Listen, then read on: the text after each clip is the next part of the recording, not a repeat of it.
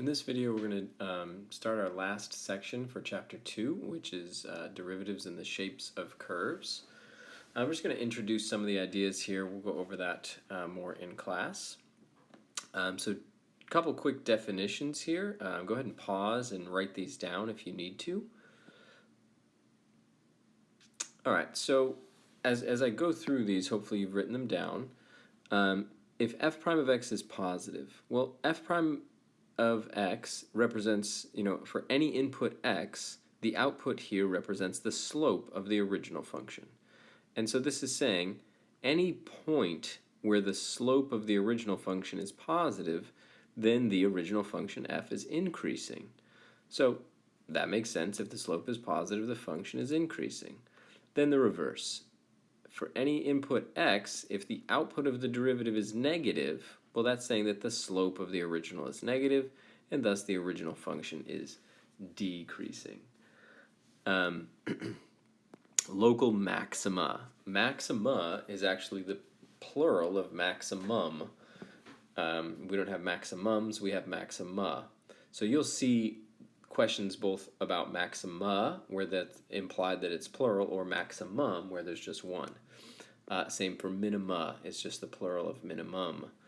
And we're going to talk later about the distinction between a local maxima or minima and what we would call global or absolute maxima and minima.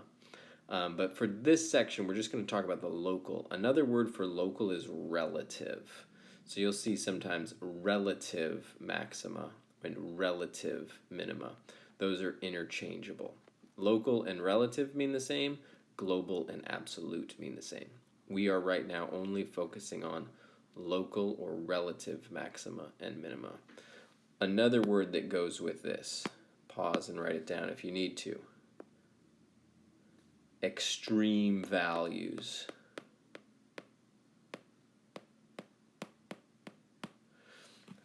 A maximum or minimum, the highest or the lowest, is an extreme. It's the definition of what extreme means. On the, the highest, the lowest, the farthest, the smallest. And the plural of extreme values is extrema. And plural is not quite the right word for that, but just the catch-all phrase for your maximums and your minimums, your maxima and your minima, would be extrema. So watch out for that word as well. And it should hopefully make sense as we look at this definition.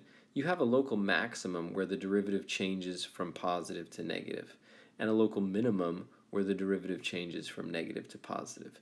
This isn't a precise definition. We're just introing this idea here today. So this is a rough start for us. We'll have a more precise definition later. Let's look at a quick picture to see why that's the case.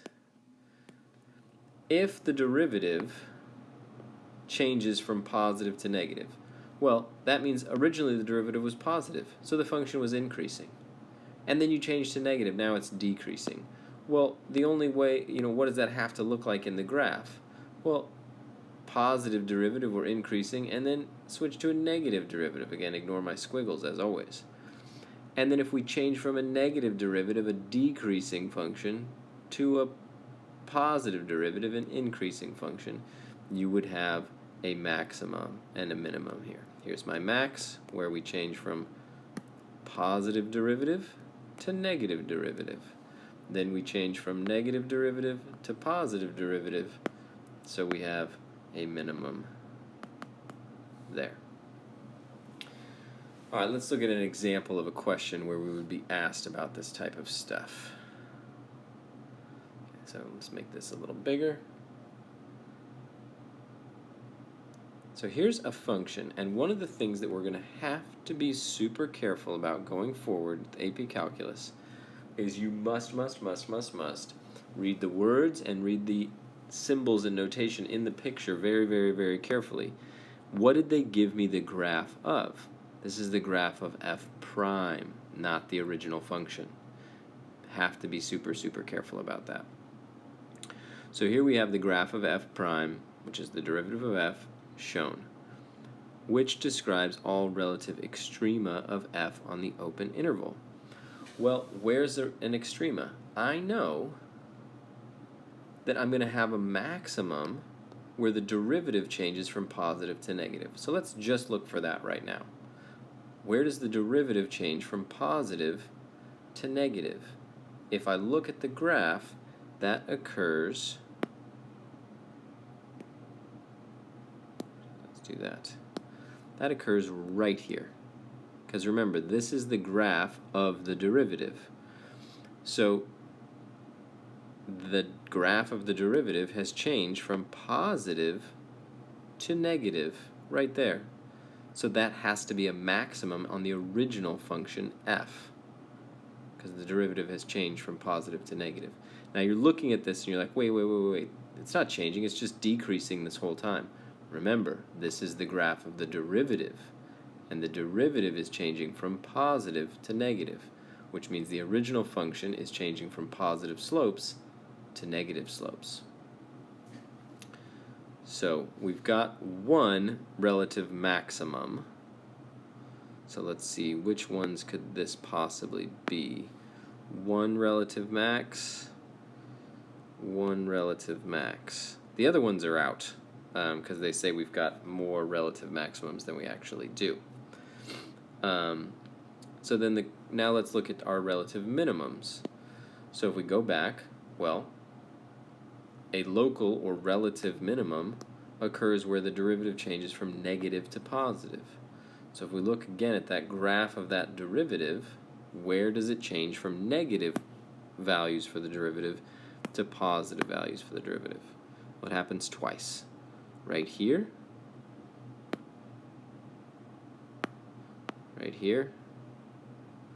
and right here.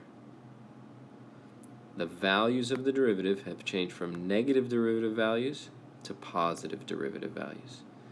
Negative derivative values to positive derivative values, which means that the slope of the original has changed from a negative slope, a decreasing function, to a positive slope, an increasing function, which means that we have a minimum. So we have two.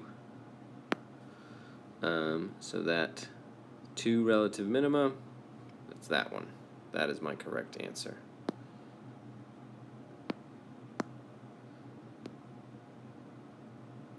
Okay.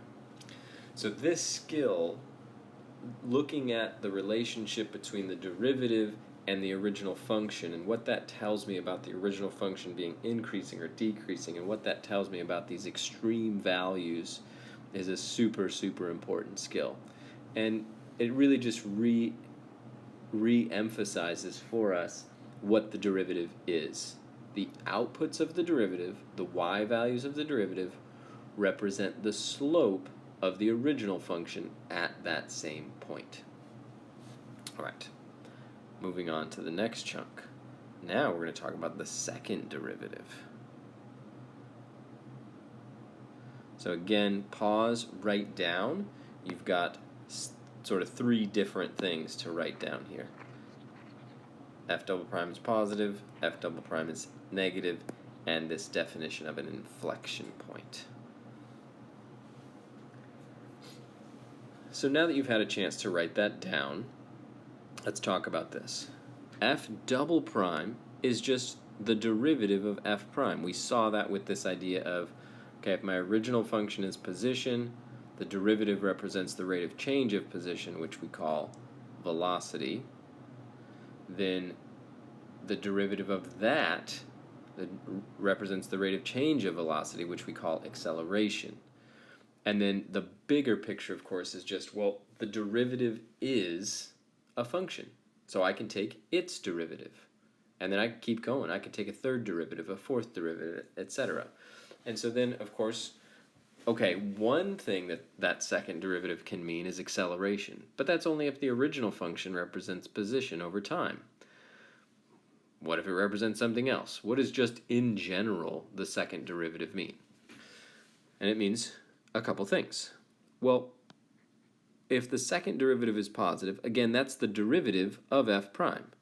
So just like if f prime is positive, that means that f is increasing. If f double prime is positive, that means that f prime is increasing. And what that looks like It's what we call concave up in the original function, and we'll use this picture in just a second to look at that. If f double prime is negative, we just have the opposite. Well, since f double prime is the derivative of f prime, that means that f prime has negative slope, and thus f prime is decreasing. And then we would also say that the original function f is concave down. So let's look at just a chunk of this graph here. So let's, and then last part of our definition. Just like if the derivative changes from positive to negative, we call that something, a local maxima or local minima. If the second derivative changes sign, we have a name for that. We call that an inflection point. Important to note, for the second derivative, it doesn't matter whether you're going from positive to negative or negative to positive. It's all just an inflection point. With the first derivative, changing from positive to negative is a local maximum. Changing from negative to positive is a local minimum. And so we have to know which direction are we changing. With second derivative, you just have to know that it changes, not which direction. All right, let's look at this graph. Now, so this is the graph of f. I just said that it's super important to make sure we know what graph we're talking about, so I'm telling you here. Right now, we're going to think about this as the graph of f. Let's look at just a chunk of this graph here. Let's look at this graph from here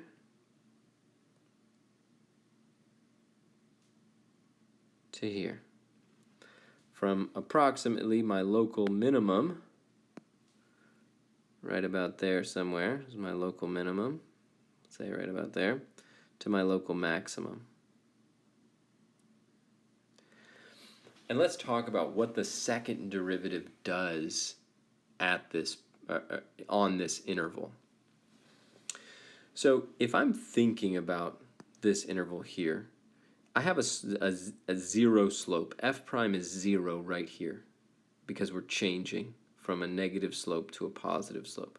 So f prime is 0, and then this whole time it's positive because the function is increasing.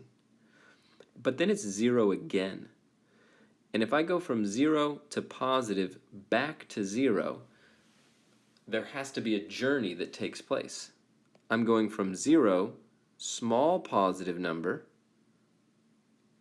bigger positive number, but now somewhere I have to start shrinking back down to a smaller positive number so that I can go to 0 and then eventually go back down to negative.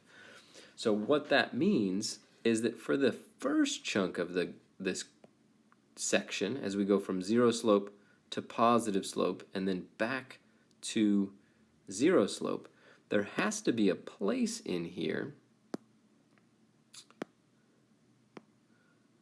There's got to be somewhere, and I'm going to put it right about here, where from from my local minimum here, in between these two pieces, f prime is increasing. The slopes are going from 0 slope to a larger and larger and larger positive slope. But then, right on the other side of that, to over here, now f prime has to be decreasing because we're going from a positive slope back to 0. So that means f prime was increasing, meaning f double prime was positive, and now f prime is decreasing, meaning f double prime is negative. So we would say that we're concave up,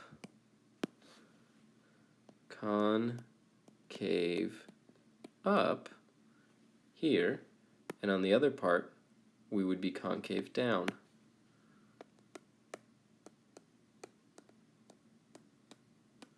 So we have an inflection point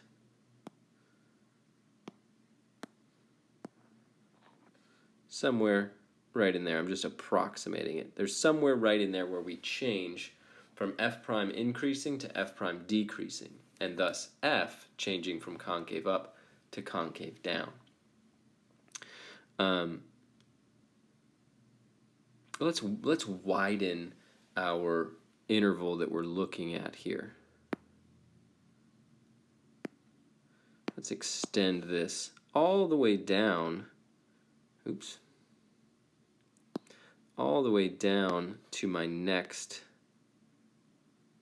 extreme value here. So if we start at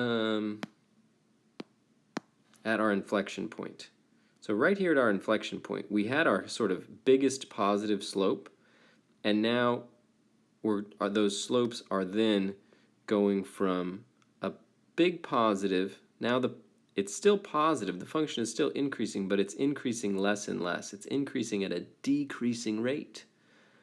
F prime is going from a big positive to a smaller positive, smaller positive, smaller positive. Now it's 0. Now it's negative. Well, going from positive to 0 to negative is still decreasing. Now we're going to a bigger negative number, a bigger negative number, a bigger negative number, a bigger negative number, a bigger negative number. So f prime has been decreasing this whole time. All the way until right about here. And then what happens? Now we're still decreasing, but we're now decreasing less and less because we got to get to 0 for f prime. So that means f prime has now started increasing. You know, let's say that my slope right here is -4. Well, now it's -3. Now it's -2. Now it's -1. Now it's -0.5. Now it's -0.1. Now it's -0.01. Now it's 0. That's an increase in slope. So now we've turned back to be concave up. So what we see when we look just at this yellow chunk of highlighted graph is that the graph itself can be increasing in concave up or decreasing in concave up, increasing in concave down or decreasing in concave down. You have you have f prime can be positive or negative. You have f double prime can be positive or negative. And so you sort of have this chart that you can make where you've got, let's do it over here. I've got f prime positive, f prime negative. And then I've also got f double prime positive and f double prime negative. So if the function is both increasing and concave up, you're going to look something like that without the squiggle. Increasing and concave up. My slopes are getting steeper. We're increasing at an increasing rate. Or we can be increasing at a decreasing rate. Start steep and then flatten out.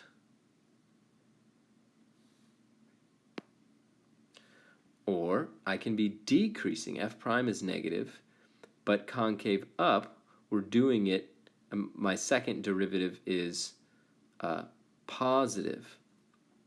So we are negative, but we're getting less negative because my slopes are actually increasing because f prime is positive. And then the last option, they're both negative. We're decreasing and we're concave down. Well, that's going to look like this.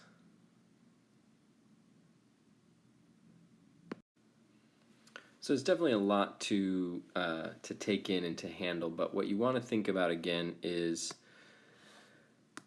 this is telling me if the slope of the original function is positive or negative.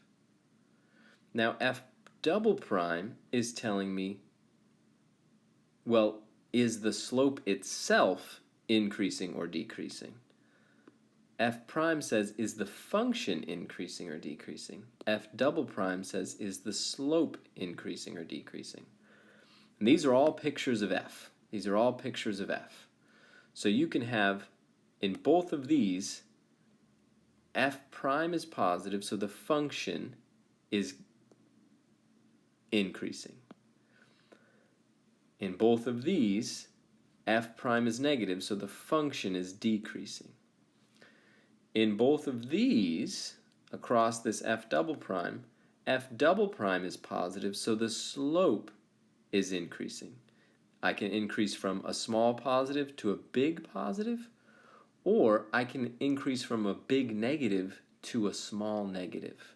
Is going from a slope of -7 to a slope of -0.5 is an increase.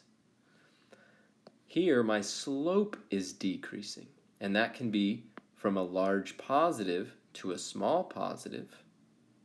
That's a decrease, slope of 7 to a slope of 0.5. Or my slope can decrease from a very small negative to a larger negative. All right, let's look at one more example question here. We'll go ahead and just get rid of that chart. If you haven't, I would draw that chart. So pause and draw that chart if you need to before I get rid of it.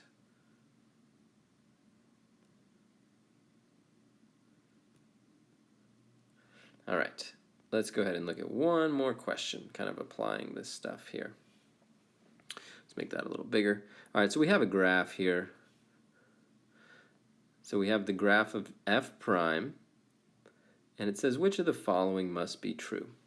One, we have a relative minimum at x equals -3. Well, in order to have a relative minimum at any point, the derivative f prime must change from negative to positive. Does that happen at -3? -1, 2, 3. Negative f prime, positive f prime. Yes, that does in fact happen. So this is true. Number 2, the graph of f has an inflection point at x equals -2. Well, in order to have an inflection point, f double prime must change from positive to negative, or negative to positive, which means that f prime must change from increasing to decreasing. Let's look at our table from a minute ago here.